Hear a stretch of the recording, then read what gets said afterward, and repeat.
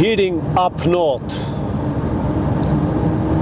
Tervetuloa uuden videon pariin ja meikäläisen mukaan tuonne pohjoisimpaan Suomeen ja ehkä jopa Norjaan. Ruskaa on itse asiassa täälläkin Ranualla ehkä parhaimmillaan, mutta kyllä mä toivoisin, että pohjoisessa olisi vielä, että ei vain olisi tuulet päässyt tuhoamaan tai pudottamaan lehtiä, mutta kyllä anyways, eli niin ilman sen kummempia suunnitelmia muutama yön reissu. Katsotaanpa mitä me saadaan aikaan. Tässä on joku 350 kilsaa ajeltu menemään ja ei ollut ajatusta matkasta ihan hirveitä juttuja kuvailen, koska tää on tällaista köröttelemistä. Ruska alkaa olla jo siis todella hyvää. Ei täällä... Kyllä tuntuu pienet asiat hienolta täällä. Siitä vähän napolisalamia. Napolisalamia ja rahkaa, niin pikku maito sinne ja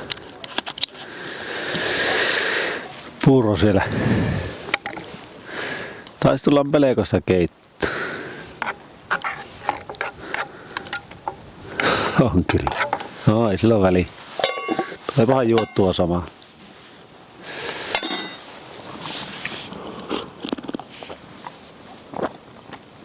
Mutta aika siistit sävyt tuolla vastapuolen kukkulalla. Näkyykö? Kyllä me kuvaamaan lähdetään. No niin, kyllähän se luontokutsu alkaa aurinko pilkistämään, niin mä ajattelin, kyllä se pitää käydä kurkkaamassa vähän Kilippariakin tai Tsahkaljärveä. Siellä se tunnetuin monumentti on. Lähdetään vähän tsiikailemaan, että minkä näköistä meininki. Ihan nättikeli. Vähän tuulee. Se kuuluu vähän niinku asiaan.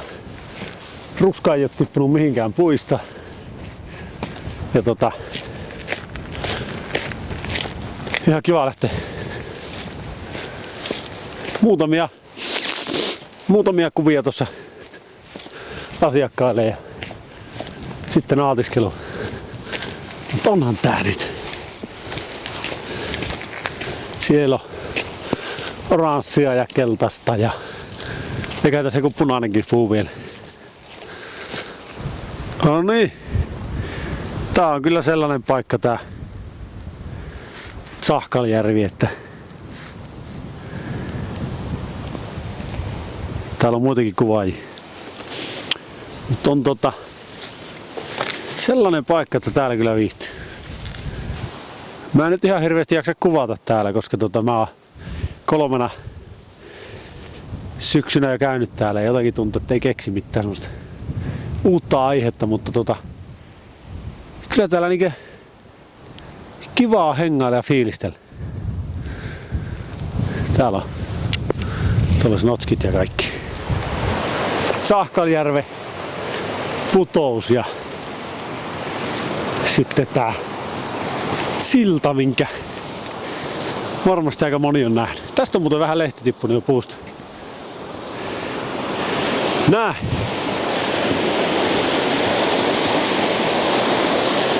Ja siellä on aika klassinen maisema tuolla taustalla.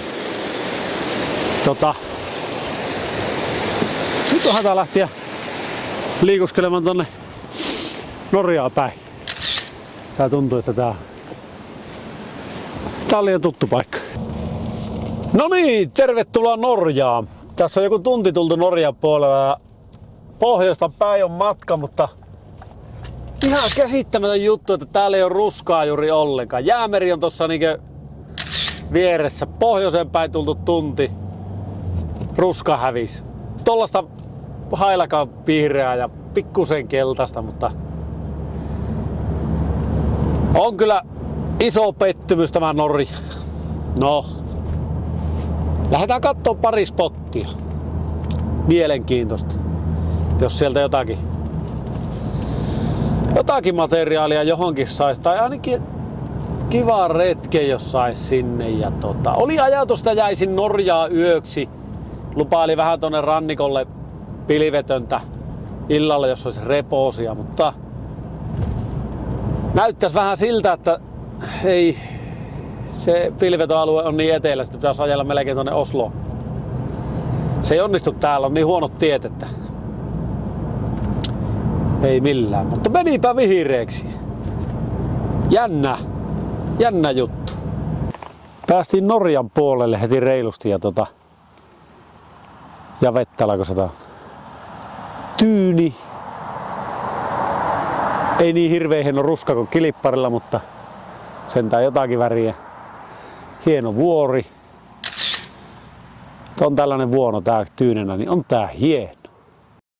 Pakko myöntää, että kattokaa tuo turkoosi. Ei tuo kovin vahva tuo sävy ole, tai siis iso tuo alue, mutta on ihan uskomattoman hieno väri. Tää on tän reissu tähän asti niin hienoin paikka. Just tää tässä. Olin niin tohkeissani, että eihän mä muistanut mikkiä laittaa päälle. Ei sellaista videota tuukkaa, ettei mulla jossain klipissä äänirata puuttuisi. Mä en malttais millään lähteä pois tältä. Tää on ihan huikea mesta. Siis lunta, sitten tollaista mustaa vuorerinnettä, turkoosi vesi ja keltaista ruskaa. Niin tuo on niin käsittämätön kombo, että ei tollaista... Siis tää on yksi hienoimmista paikoista, missä mä oon ollut. Ei täällä ole ketään muita. Miettikö? Vitsi, tää on hieno. Tää paluureissu menikin sitten hirveä kivikko ja tosissaan tuli pimiä. Tai tälleen hämärä. Niin on nilikat kovilla. Onneksi ei ole enää kuin kilsi. Mutta oli niin mieletön paikka, ettei malttanut lähteä. Ukrainan värit, hei. Hyvä ennen. Mutta pakko katsella vähän maata päin, niin pääsee hengissä autolla. Tää on muuten ylläri hauskaa hommaa, kun ajat johonkin pimiällä ja sitten kun herräät, niin alat siikailemaan, että minkälaista on maasto. Aika isot nyppylät on taas tuossa. Käyn spottaamassa yhden vesiputtouksen tuossa ihan ja ajelen takaisin Suomen puolelle kotimaan. Saavuttiin Korsaprualle ja kivasti paistaa aurinko tonne. Elikkä tän pitäisi olla Pohjois-Euroopan syvin kanjoni ja pitäisi olla hieno vesiputous tuolla. Mutta pitäisi vissiin pari kilsaa kävellä. Hienon näköinen tuo valo, näkyykö se? No niin, Korsaprua, maailman Pohjois-Euroopan syvin kanjoni ja on huikea paikka. Aivan mieleen. Vahva suosiksi, tulkaa ihmeessä käy. Alako taas vähän sateilee, mutta sanoisin, että hauskan näköiset maisemat silti. Tuo moodi on jotenkin, tuo sopii noitten vuorten kanssa. Kyllä ruska näyttää sen verran heikolta, että nyt aiotaan siirtyä takaisin tuonne Kilpisjärvelle. No niin. Erityismainita Kilpisjärven retkeilykeskusta. Joka vuosi on tullut täällä käytyä syömässä muutaman kerran. Ei tarvitse niin paljon värkätä, aina kun ohi ajaa, niin tulee nälkä. Ja sitten toki maisemat on niinkö asiallisia. Nyt alkaisi näyttää siltä kun pitää. Tuli tossa aurinkokin esille ja värit heti räjähtää.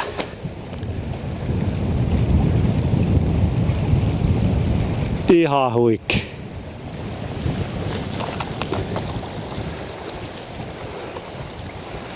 Sellaista. Palasin tosiaan tänne Kilpisjärvelle ja pitäisi vielä muutamia kuvia tosta saada napsittua. Ja näyttää kyllä. Ei tää paljon paremmalta voisi näyttää. Värit on ihan timanttiset ja Ja aurinkokin näyttäytyy, vaikka ei pitänyt näyttäytyä, mutta niin ne vaan sääennusteetkin välillä väärässä onneksi. Ei mitään, pitää jatkaa fiilistellä. Ruuanteko hommi. Välä käytti aurinkoa tossa kyllä kivasti, löin teltan pystyyn ja siellä on ruoka tulossa, niin saa nähdä. Taivas vähän aukeilee sille, että hyvällä tuurilla voisi revontulia tulla, mutta täällähän pöhisee ja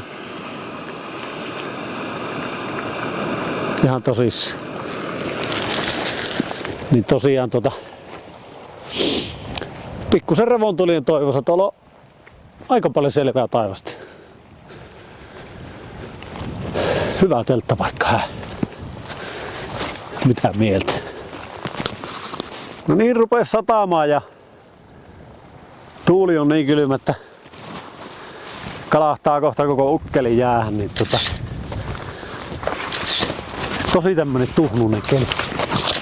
Pikkusen alkoi tuntuu siltä, että hyppäisi autoon ja ajelisi jonkun matkaa etelään päin. Kävis katsoa vaikka se pallas ylläs levi. Alueella jotakin mestoja. Reissun 3. aamu ja ukko on niin jumissa, että ei puhettakaan, että taas mikkiä muistais laittaa päälle, mutta vaikuttaisi aika asialliset jutut olevan. Ensi videon tavoitteena, että joko yhdessä klipissä mikki pois päältä. Olisiko tää yksi kuvatuimmista paikoista Suomen Lapissa? Tietenkin Kilpisjärvi on yksi, mutta en mä usko, että tää kauas jää. Jos tosta muutaman kuvaa asiakkaalle nappaisi, sit lähtis himme. On se legendaarinen. Se on hieno. Hieno mökki, hienossa maisemassa. Ei se ole ihme, että se on niin kuvattu. Täällä on hirveä tuuli. Mutta tää jää viimeiseksi. Noniin, reissun viimeinen etappi saavutettu. Ja otetaan vielä loppukoonti tuolla auton puolella. Olisiko se semmosen pikaisen loppukoonnin aika reissusta? Kilippari aina ihan huikee. Blue Botnetti ihan huikee. Korsaprua ihan huikee. Taas Kilippari huikee. Sitten levi tuntui vähän lameelta kyllä Norjan ja Kilipparin jälkeen, mutta sanotaanko näin, että sain sen matskun kuvattua mitä mun piti saada. Totta kai Norjassa olisi ollut vaikka kuinka monta paikkaa, missä olisi voinut vielä käydä. Ja sitten se, että pilvet esti revontulten näkemisen ja no sille nyt ei voi mitään ja onneksi Ranualla on maailmanluokan mahikset kuvailla revontulia pitkin talavia ja kevättä. Sitten Senja-saarelle olisi halunnut ehtiä käymään, ehkä Hemnes, Sommarö.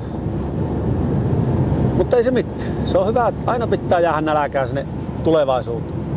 Ei saa kerralla kaikki. Mutta drone, molemmat kamerat, niin muistikortit täynnä matskua, niin saa nähdä milloin ollaan niinkö selvillä vesillä niitten kanssa ja milloin saa jotakin videopätkää YouTubeen laitettu. Mutta pistä kommenttia video, pitääkö olla enemmän vitsihuumoria vai enemmän kamera-asiaa. Ja seuraava video voisi olla repoushommia taas. Repoushommia. Ei mitään, pysy ihan kanavalla ja pistä kanava